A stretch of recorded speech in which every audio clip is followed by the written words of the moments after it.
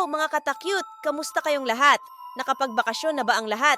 Ako kasi hindi pa, pero meron akong kaibigan na nakapagbakasyon na. Sana all. So yun nga, may kaibigan akong nagbakasyon sa kanilang probinsya. Hindi ko na siya ipapakilala sa inyo at meron siyang ibinahaging karanasan sa akin about sa nangyari sa biyahe nila.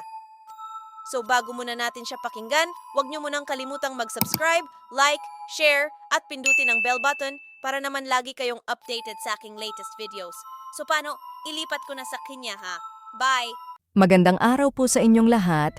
Ako nga po pala si Zera, hindi ko po tunay na pangalan pero tawagin nyo na lang po akong Zera. Gusto ko lang i-share sa inyo ang nakakatakot na pangyayari na naranasan ng aking pamilya habang naglalakbay kami mula Luzon hanggang Mindanao. Parang eksena sa pelikulang horror, promise. Pero true-to-life experience po ito, ako at ng aking pamilya.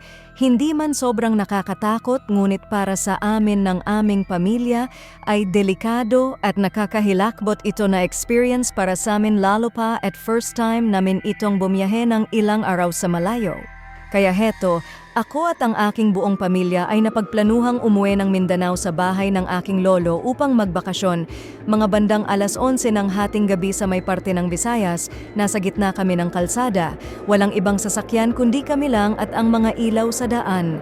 Si tatay ang nagmamaneho, si nanay naman ang katabi ng aming tatay. Tapos kaming 6 na magkakapatid ay nasa gitna habang ang tita namin at ang kanyang asawa naman ay nasa may bandang likuran, pagod at puyat ang nararamdaman ng bawat isa sa amin hanggang sa ako'y bigla na lamang nakatulog.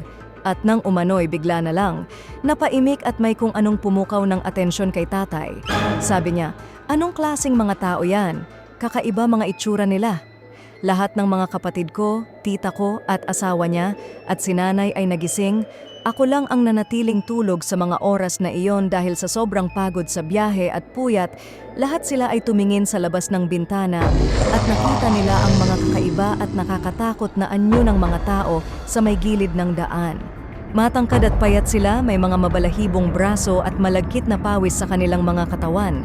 Ang mga mata nila ay kumikislap sa dilim at nakahiga lang sila at yung iba naman ay nakatitig lang sa amin habang dumadaan kami at ang iba pa nga doon ay muntikan pa naming masagasaan dahil sa ang iba sa kanila ay nakahilata sa mismong gitna ng daan.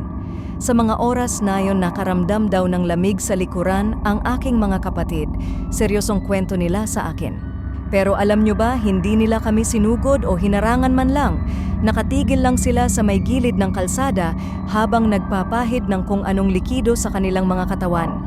Ang aking mga kasama ay hindi nila maiwasang makaramdam ng takot at naghahanda na baka kumilos sila ng hindi maganda sa amin. Sa tingin nyo sa mga nakakalam dyan, ano kaya yung ipinapahid nilang yon? At para saan ba yon?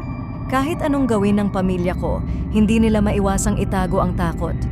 Sa mga oras na yon ako na nananatili paring tulog ay nagsimulang magkaroon ng kakaibang panaginip tungkol sa isang nilalang na bigla na lang tumalon sa may bubong ng aming sasakyan at pilit binubuksan ang bintana sa may tabi ko ang nilalang na yon na nakita ko sa aking panaginip ay may mahahabang matitilos na kuko at maitim at mabalahibong mga kamay na may pagkamapula ang kulay ng balat at nangingintab sa lagkit.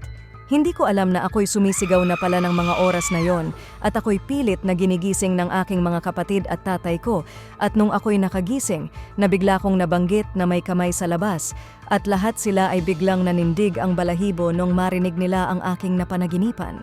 At si tita, nabuntis, biglang nakaramdam ng takot. Paulit-ulit niyang sinasabi na para bang sinusubukan nilang abutin siya, parang alam nilang may dinadala siyang sanggol. Kinuha ni nanay ang isang bawang at kanya itong ipinalagay sa kanyang tabi at sa kanyang mga kamay. Huwag niyo nang tanungin kung bakit may sibuyas kaming dala dahil gamit lang namin to sa mga ulam na niluluto namin sa tabi ng daan.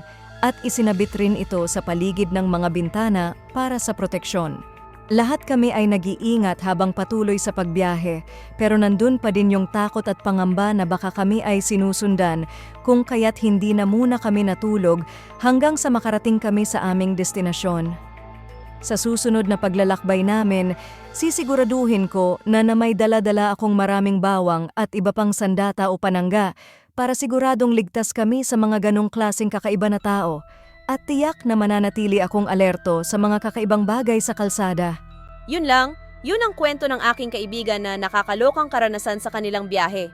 Kung mayroon man kayong teorya kung ano ang mga nilalang na yon, handa akong pakinggan o basahin. Dahil sa totoo lang, nung narinig ko yon sa kaibigan ko, ako'y nakaramdam ng takot at hanggang ngayon pag naaalala pa rin daw yon ng aking kaibigan, ay di niya pa din makalimutan yung nginig at takot na naramdaman niya nung time na yon.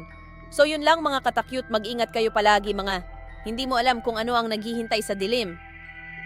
Bye!